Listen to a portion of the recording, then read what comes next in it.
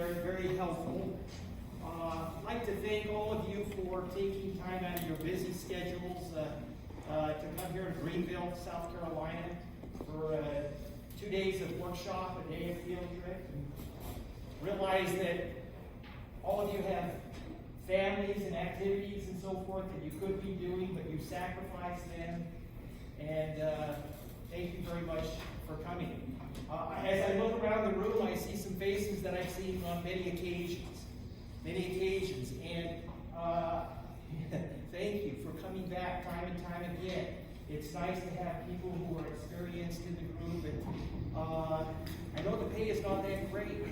So, and it always amazes me how you folks come out of the woodwork to attend these workshops and keep coming back time and time again.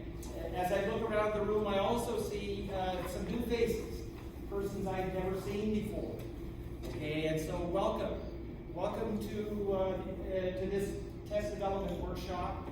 I hope that at the end of tomorrow, that all of you feel that it's been a worthwhile experience, and that the sacrifices that you've made in coming to this workshop have been worth it, and that you're really glad that you've come and that you feel like you've learned a lot, because it's a very important workshop for the organization and for everybody included. I think one of the things that I appreciate about this type of work is that we're all on the same team. We're working on a common goal of maximizing the fairness and quality of the examinations. Okay, because to the extent that we have quality examinations, it enhances public protection, because there's a less likelihood that you'll be harmed by an incompetent practitioner. Okay, so public protection is enhanced. Those of you who sit on state licensing boards, the number of complaints that you have about your examinations will clearly go down to the extent that you've got good quality examinations. And if you're a candidate out there getting ready to take the examination, if you're a competent candidate, you've got a much greater likelihood of passing the examination to the extent that it's a quality examination like the examinations developed by this organization. So again, it's just a pleasure to be here. Thank you very much for coming and for taking time away from your activities at home. It's one of those situations where I think, and I'm hoping that all of you will feel like it's been a worthwhile experience at the end of tomorrow. I'll have to apologize at the beginning of my talk here to those of you who have been here before, because what I'm going to be talking about, you've heard many times in the past. But at the same time, we do have new individuals at this workshop, and for those of you who are new in particular, if you don't have this introduction to the testing principles, I think you might be lost and wondering what's happening during the course of today and tomorrow. So, with that having been said, I'd like to go through and talk a little bit about the principles of test construction. I'm going to first of all talk about the content and scope of the Fundamentals of Geology and the Practice of Geology Examinations, and how the content and scope of these examinations, how we determine the content and scope. Then I'll get into writing questions, test development, writing good multiple choice questions. What are some secrets in developing those questions? What are some issues that you want to avoid? After covering principles of test development, I'll talk a little bit about item analysis, statistical analysis of questions in the examinations, so that you have an opportunity to understand that information, because for those of you who will be reviewing the examinations that were given last month, and between today and tomorrow, all of you will be doing that. I think an understanding of the statistical concepts being talked about will be very advantageous. And then finally, I'm going to end up talking a little bit about different models of setting cutoff scores, and a model that's used by this organization to set cutoff scores, determining who passes and who fails these examinations. So, with that in mind, I'd like to first of all start out talking about the content and scope of the examinations. And I think you've got a handout in front of you that has some material that we'll be reviewing. On page 1 of that particular handout, you'll see the most recent list of task statements developed by this organization. These are task statements that came out of the 2023 Task Analysis Survey that was sent out last August, I believe. And the results from this particular study will be implemented with the fall examinations. When we talk about different forms of the examination, we usually talk about 4 different digits. The first 2 digits relate to the year that the examination is administered, and the last 2 digits refer to the month. So the examinations that were administered last month are referred to as Forms 2303, whereas the fall examinations, the draft examinations that you'll be looking at today and tomorrow, those are Forms 2310, administered this coming October 2023. When it comes down to determining the content and scope of an examination, it's pretty clear that content-related validity is the way to go. And what we generally do is we develop task statements, we describe the practice of the profession, and then put together a survey and mail that survey out to practitioners who are actually performing the practice of the profession. The 2023 Task Analysis Survey, as I mentioned, was mailed out last year. And this is the 6th study of its kind that's ever been done for this organization, the first being conducted in 1995. And every 5 years since then, the study has been replicated. And in 2010, we were finally able to come up with a list of what were really good, pretty good task statements, okay, well-defined task statements. Those task statements were further refined in 2015, and then in 2022 and 2023, we revised the 2015 task statements. But the task statements were so good in 2010 that what we have found is that there have been very few changes to these task statements between the 2010, 2015, and the 2023 task analysis studies, mainly editorial changes, okay, not having to do with content, but mainly editorial in nature. And the reason I mention these subtleties is that we'll be talking about a comparison of the practice of the profession across time in just a few minutes. But before we turn the page, folks, look at the top of that particular page and let's read that. Based on your knowledge and experience as a professional geologist, geoscientist, rate how important each task is in the practice of geology as it is applied to the protection of public health, safety, and welfare using the scale below. 0, not important. 1, somewhat important. 2, very important. 3, extremely important. This particular rating scale, folks, is grounded in bedrock. The cornerstone of licensure is public protection. And anyway, so we're getting at the heart of public protection by virtue of the rating scale that is being utilized. And this is the same rating scale that's been used across the last 3 particular studies. Now, if you look at page 2, the top figure, figure 1, what you'll see there are the mean values, the average values across all 43 task statements. And the higher the line, the more important that particular task is thought to be. Okay? So we had roughly just under 5,000 geologists across the United States that responded to this online survey that was created by Randy Kath. Okay? Randy did a really nice job with it. We were able to collect those data online, and just under 5,000 respondents.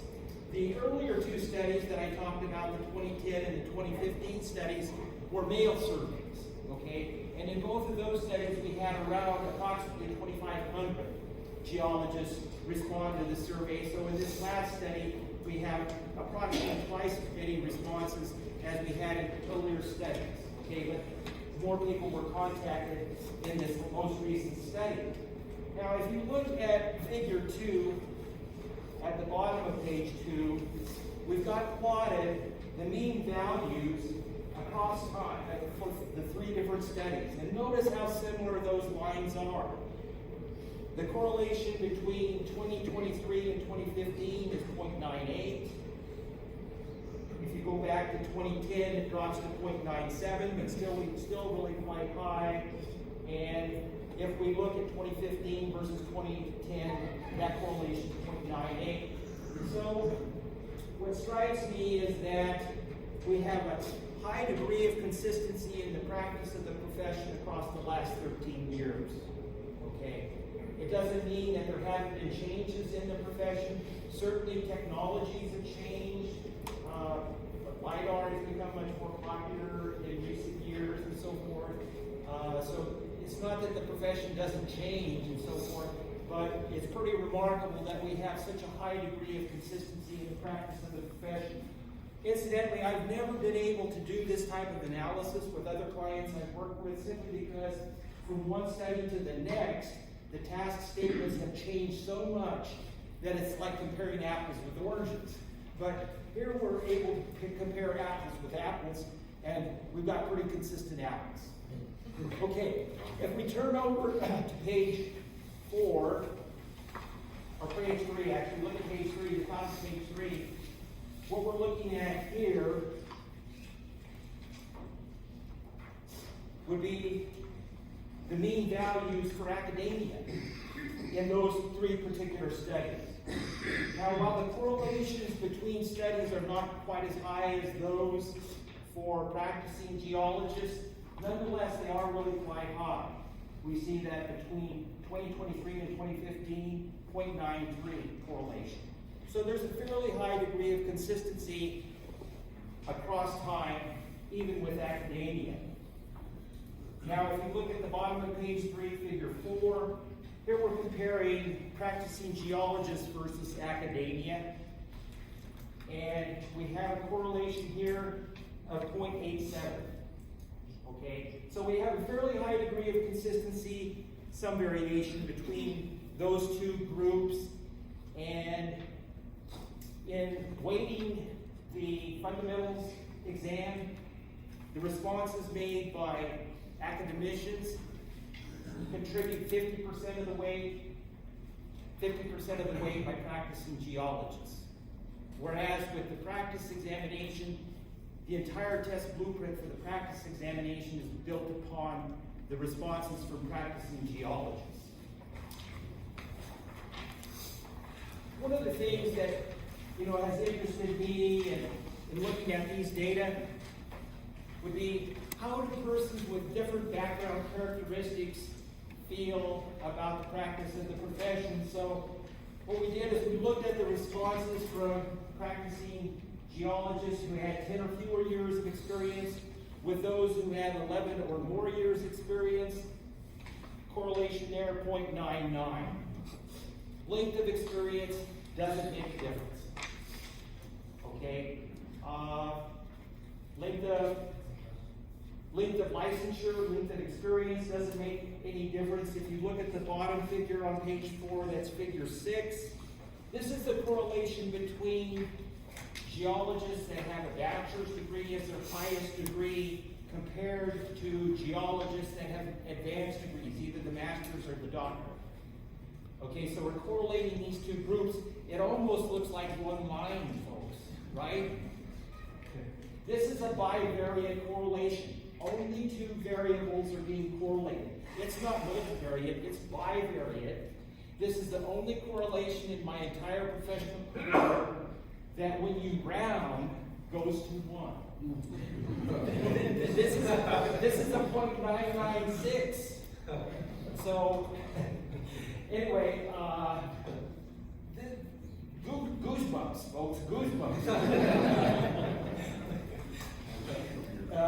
Anyway, folks, if you look at page 5, what you see here are the test blueprints for both examinations. Again, I mentioned earlier that the fundamentals test blueprint is based upon academia and practicing geologists, whereas the practice exam based exclusively on the results or the responses from practicing geologists.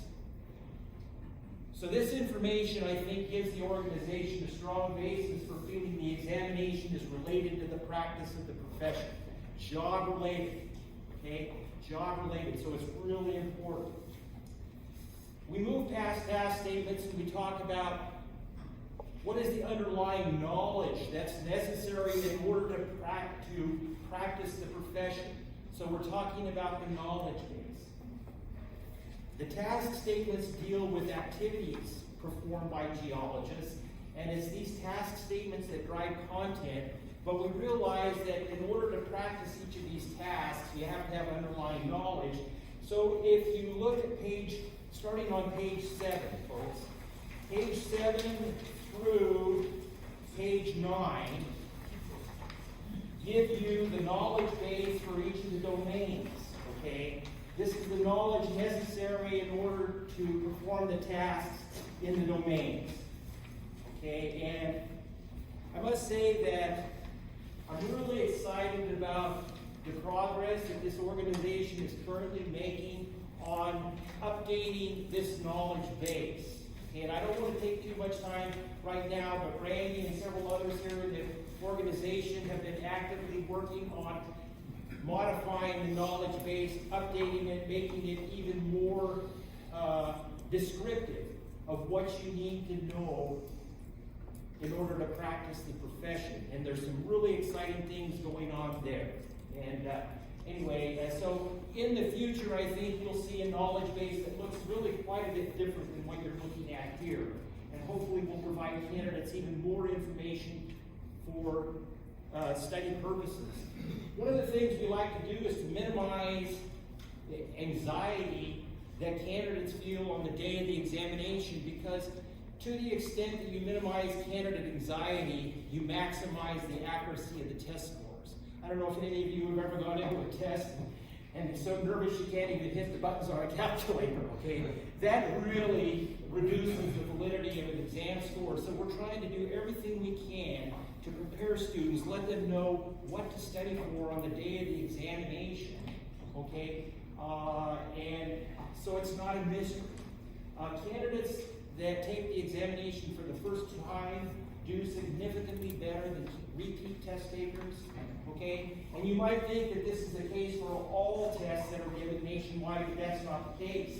I've actually worked on examinations where second-time candidates, repeat test takers, did better than first-time test takers.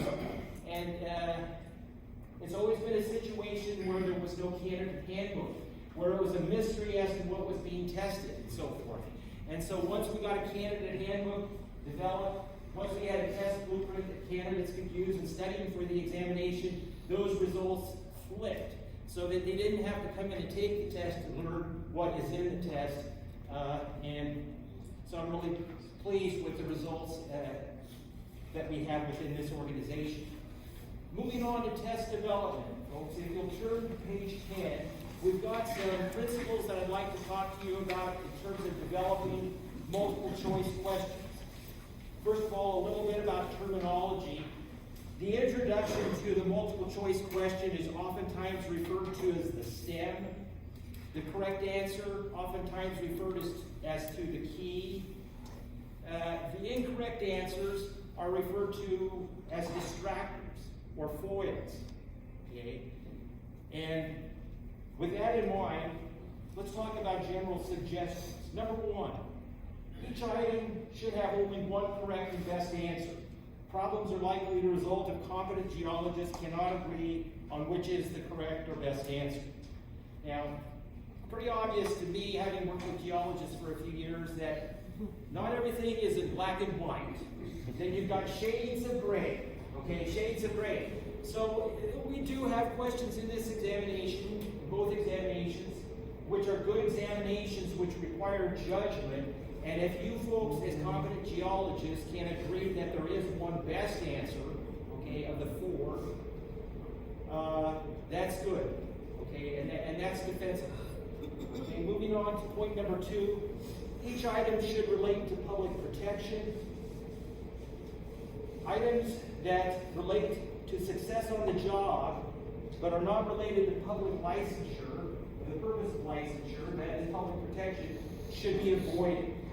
Okay, so we don't want questions in there that would really differentiate between the mediocre business person and the excellent business person. Okay, we want to talk about, we want to test for questions that relate to public protection. Number 3, use language that is simple and direct. Examinations are more accurate if they do not become tests of reading ability.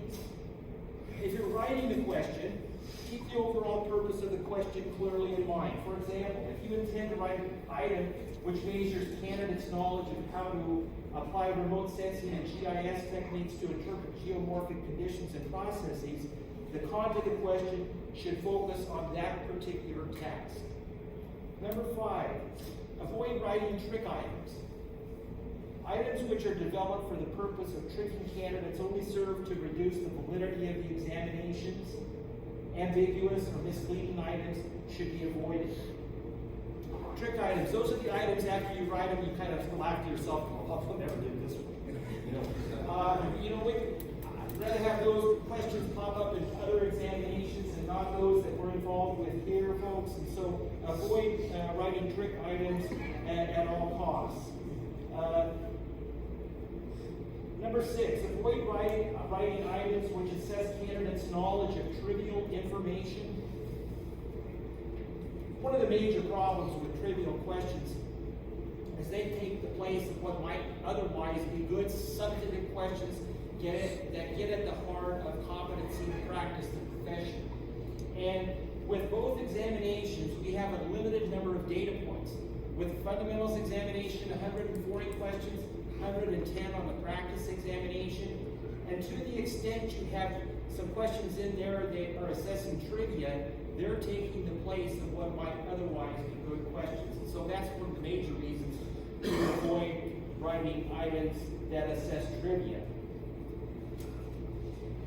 Number 7, items should be written at an entry level of difficulty to reflect the amount of type of training and experience received by candidates.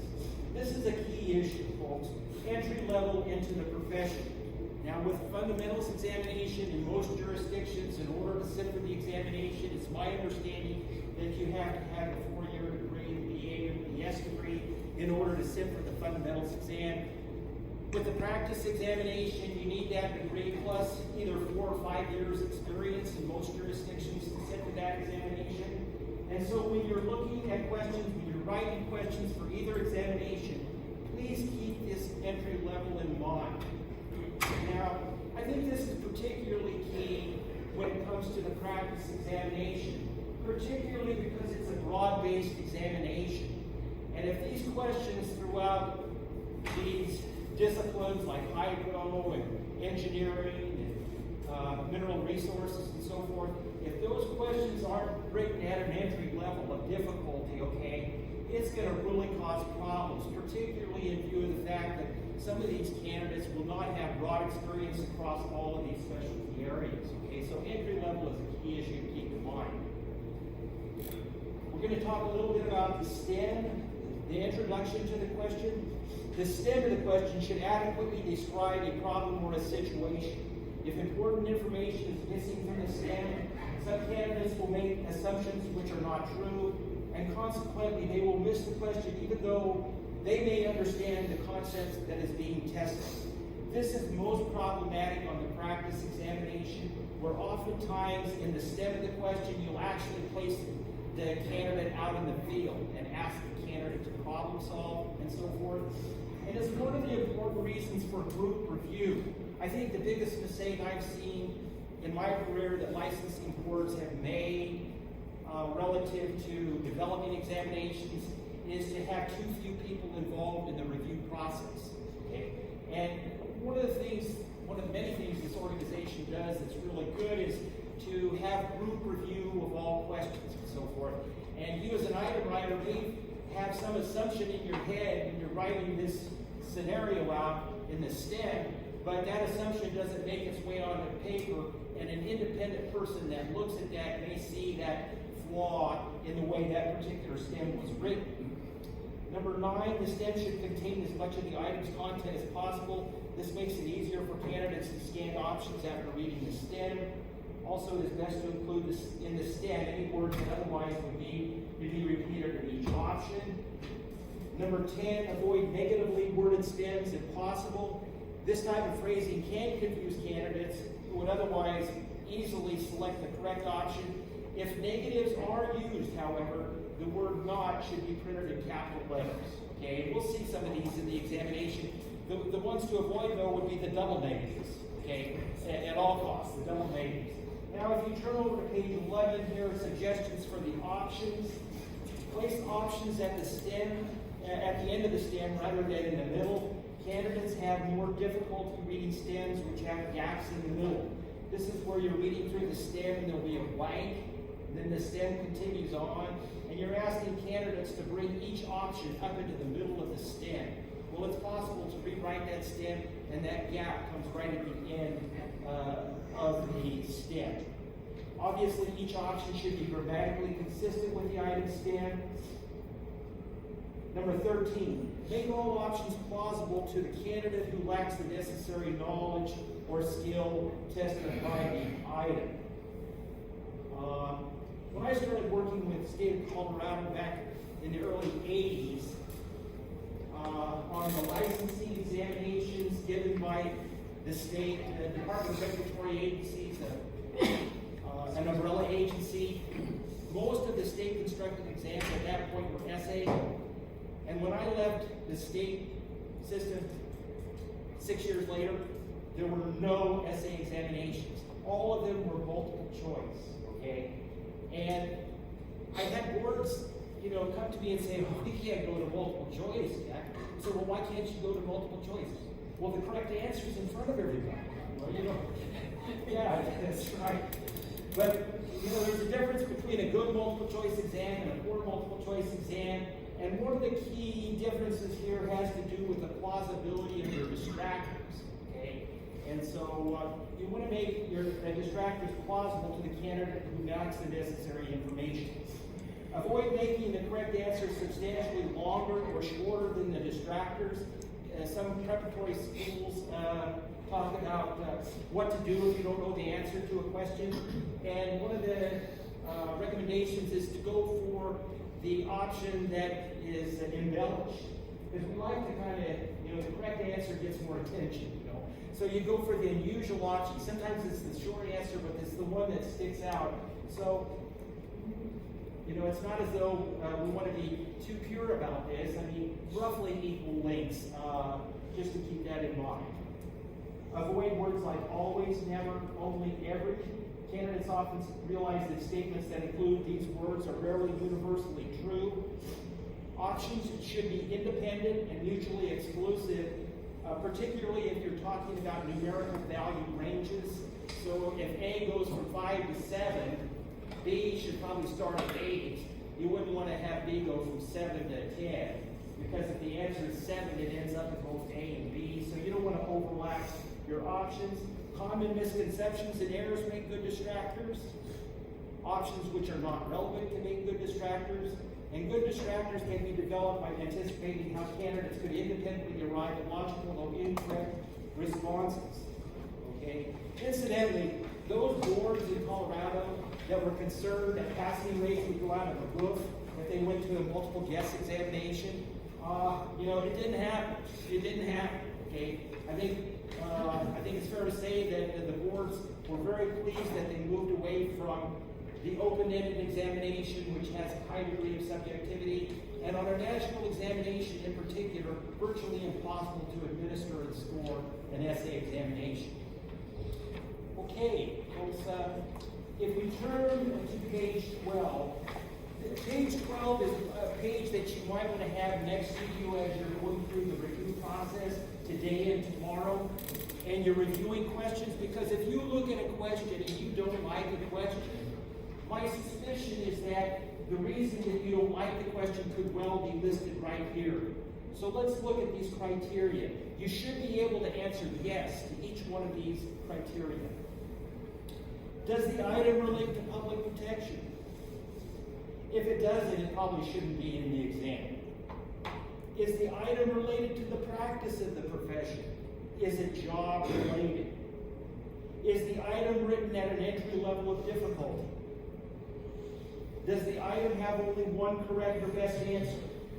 If you see questions today and tomorrow that have 2 correct answers, by all means, bring it up, folks. Incidentally, for those of you who are new, my suspicion is that you may be a little bit anxious. Is that true? You can have some honesty. Raise your hand if you're a little anxious here. A little anxious? Okay. Here's my suggestion. Calm down. Settle down. Relax. Relax. Incidentally, those of you who are seasoned individuals here, make sure you spread the love. Okay? Let these people, let them feel welcome, because you are welcome. Okay? It's really important, folks, that we realize that none of us knows everything about anything, okay? You're not going to get all the questions right. I'm sure you're going to miss them.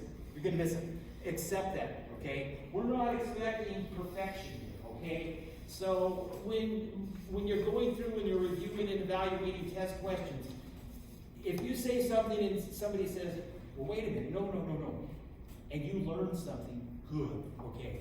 Learn something. That's one of the things that's really incredible about this organization, is the ability to work together in a common way and with such high-level discussion, okay?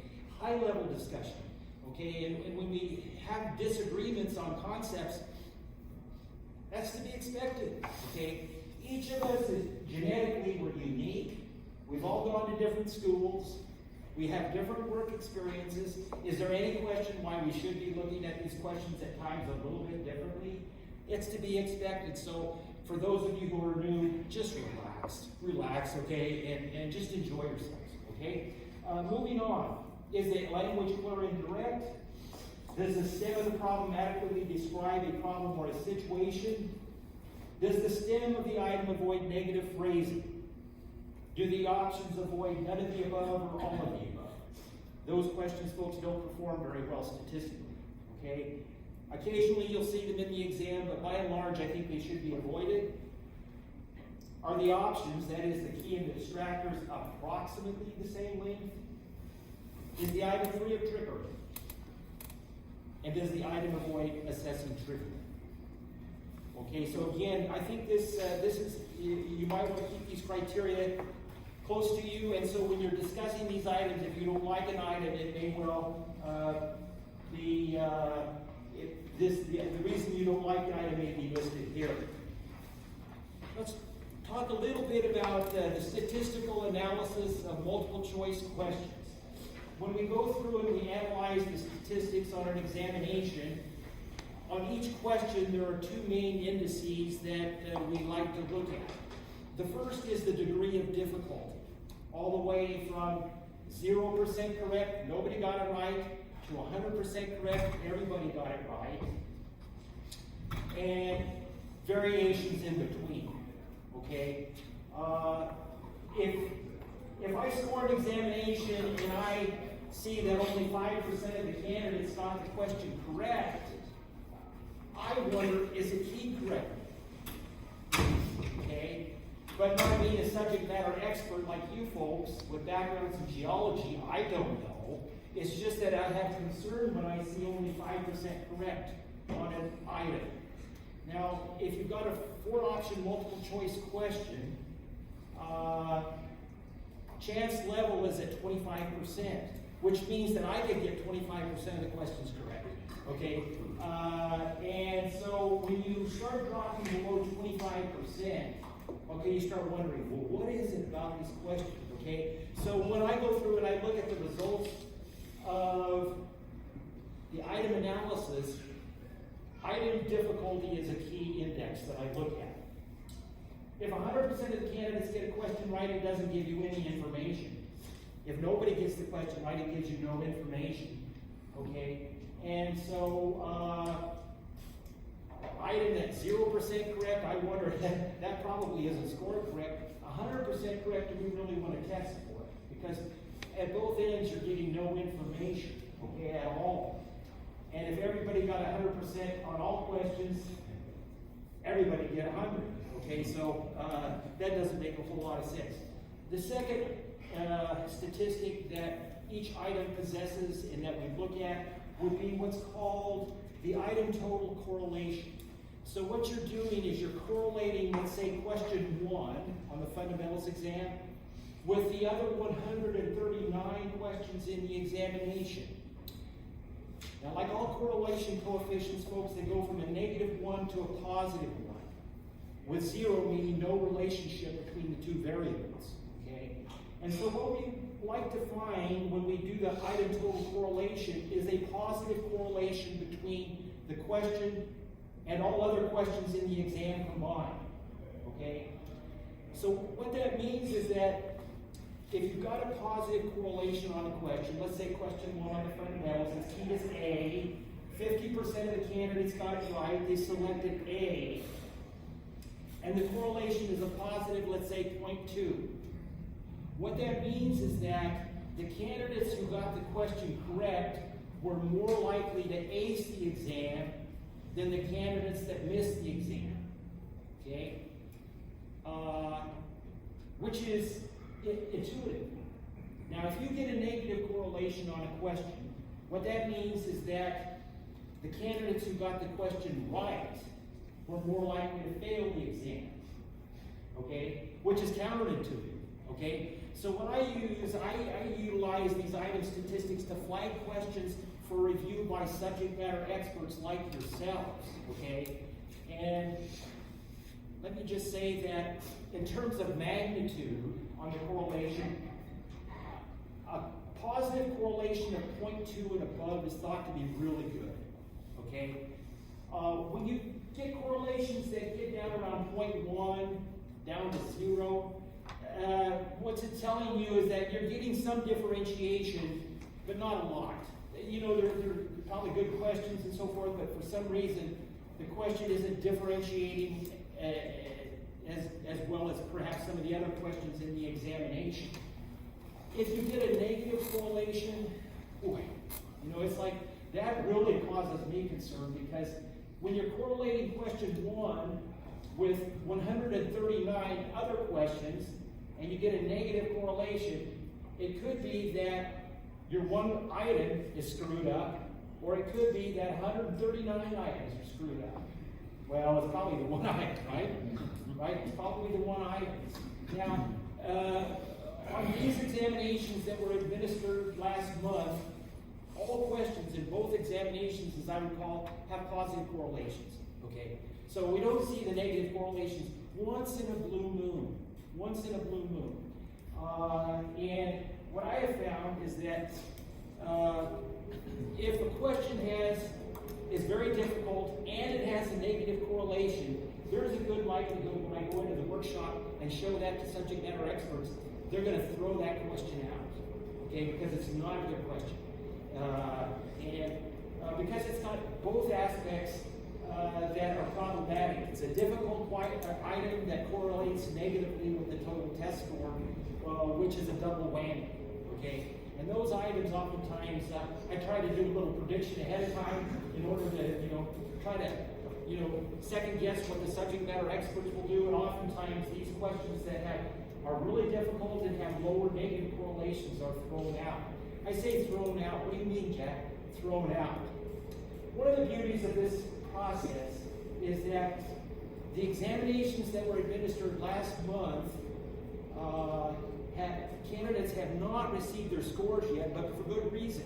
Because both examinations have some new questions in them that have never been administered before, may be problematic. So we have this workshop after the examinations have been administered, but before scores are reported to candidates. Okay? And the timing is really key. Okay? The timing is really key here. We want to make sure that any changes to the answer key or any problems are made before candidates receive their scores, if that makes sense. Okay. Let me move into the last subject before we break. Folks, and it has to do with standard setting, cutoff scores. There are 3 models that can be utilized in setting the cutoff score on an examination. The first would be a fixed percentage passing score like 70% correct. You know, my experience growing up, starting in kindergarten, first grade, oftentimes 70% correct on a multiple choice exam was cutoff score. Sometimes 75%. We've all been exposed to that, right? The problem with using a fixed percentage passing score on a licensing examination is that it fails to take into account the difficulty level of the examination as it relates to minimum competency. And setting cutoff scores on licensing examinations, cutoff scores are set to reflect minimum competency to practice the profession. Okay? And if you've got a really tough examination and you set the cutoff score at 70% correct, you know, it may be that you have a low passing rate. Conversely, if you have a really easy exam and you set 70% as a cutoff score, you might have a really high passing rate. But there's nothing magical about 70% correct or 75% correct. Okay? We've been exposed to this at such a young age that we don't question the validity of a cutoff score being set as a fixed percentage passing score. Now, if we use 70% correct on these examinations, you'd have really low passing rates because these are pretty tough examinations. Okay. Another way to demonstrate that would be I could sit down on the computer and develop 2 examinations following the same test blueprint with one change. On Form A, I would only pick items that more than 50% got correct, and on Form B, I'd only pick items that more than 50% got correct. And if we set 70% as a cutoff score and gave both forms to the same group of candidates, it could be that virtually nobody passes Form A, and that perhaps everybody passes Form B, and yet it's the same group of candidates. Is everybody with me on that? It points to the arbitrary nature of a fixed percentage passing score. The second approach that we could use would be a norm reference procedure grading on the curve. This is where you score up your examination, you calculate your measures of central tendency, measures of dispersion, mean, median, mode, variance, standard deviations, etc., and you go from there. So, for example, if you use a norm reference procedure, and let's say that you decide to set the passing score at the mean of the distribution. Well, if you've got a normal distribution, roughly half of your candidates will pass, right? The Physical Therapy Board in Colorado asked me 25 years ago, I guess, to do an analysis of what the different states would use, how different states were setting their cutoff scores. And so I contacted the people who generated the national examinations and did a lot of interviews and looked at state statutes and so forth. There were 13 different models that were being utilized on the National Physical Therapy Examination and Uniform National Examination. 13 different models of setting a cutoff score on this national examination. And I got a call from a lady from Wyoming one day who had passed the examination in Wyoming a few years earlier, but her husband got a job down in Colorado, and so she had to move. And the standard in Colorado was higher than it was in Wyoming, and so she was going to have to retake the test, even though she passed it in Wyoming. It was a uniform national examination. Okay, but yet we had 13 different models of setting the passing score. We had the mean being used. We had some states that used one standard deviation below the mean. We had other states that used one standard deviation below the mean of all first-time test takers. We had some that used 70% correct, some 75% correct, all different models. And so I would ask the question, why have 13 different models for setting the passing score on a uniform national examination? You know what the answer was? States' rights. It's a states' right issue. Okay, so my response to that is yes, licensure happens at the state level. Okay, it does, and it is a statewide, it's in the passing score at the state level. But believe you me, folks, it's much better for the states to adopt a nationally recommended cutoff score so that there's uniformity throughout the nation. Okay, it helps the profession, it helps public protection, and I'm just glad that this organization follows a uniform cutoff score across the country, realizing that licensure is a state law. Because it is, licensure happens at the state level. It does. But I think that conversation I had with the lady from Wyoming changed me for a lifetime. When you hear somebody on the other end crying, it's like, because she took the same exam, but the passing score was different in Colorado. It's like, oh my goodness. Moving on to, the reason I talk about these different approaches is that I don't want you folks to get confused as we're going through and talking about the review process, and there are so many misconceptions as to how the norm referencing and fixed percentage points are used. Now, one caveat before I mention how we set cutoff scores here. Randy has been involved heavily for many years with the CPAC program. Richard Sprubel got it off the ground. This particular process that is used for providing feedback to colleges and universities is norm reference, which makes good sense in that particular light, because what it allows colleges and universities is to compare the performance of their students against a national average of BA, BS level students. So there, the norm referencing makes sense. Everybody with me? Okay, on that. But not in the sense of setting a cutoff score. The process that we utilize is referred to as a criterion reference procedure. I believe most licensing bodies today, certainly those that are knowledgeable about testing, utilize some form of criterion reference cutoff score. There are 3 different models that are being utilized today. There's a modified Angoff technique that most boards utilize. There's also a process called the Delsky, and another one, Eden. Okay, so we've got 3 different criterion reference procedures. In my opinion, the modified Angoff technique is really most widely used and most widely administered across the country. And every so often, every 5 to 10 years, we gather a group of individuals like yourselves together and have you go through and take the examination, okay, without an answer key, and then we have you come back through and do ratings on the difficulty levels of those questions in relation to minimum competency. Answering questions like, what % of minimally qualified geologists would answer this item correctly? And if it's a difficult question, you give them a low rating. Oh, only 20% would answer this correct. It's a tough question. It's got tough distractors, etc. Whereas if it's an easy question, your ratings might be really high. But suffice it to say that your ratings as subject matter experts are utilized to set the cutoff score on what we call benchmark exams. So a few years ago, we did one of these Angoff ratings, okay, one of these Angoff studies to set the cutoff score on the licensing exams, both at the fundamental level and also the practice level. And these benchmark exams are used to set the cutoff score. Now,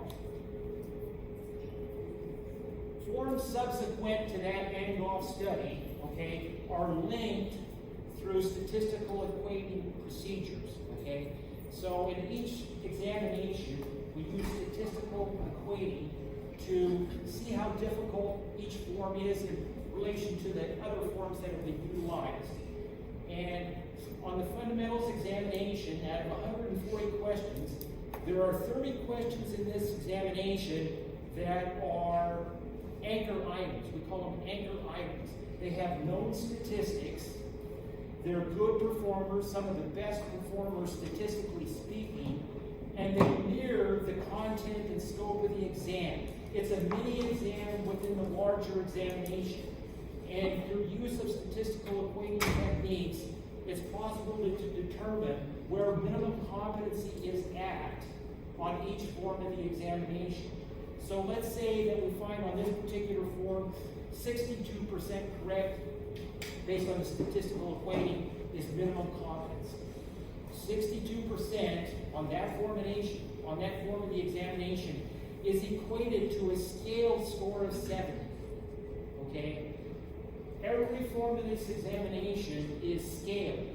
Okay? So that minimum competency is at 70 as a scale score, not a percent correct score, a scale score. And 100 is a perfect score.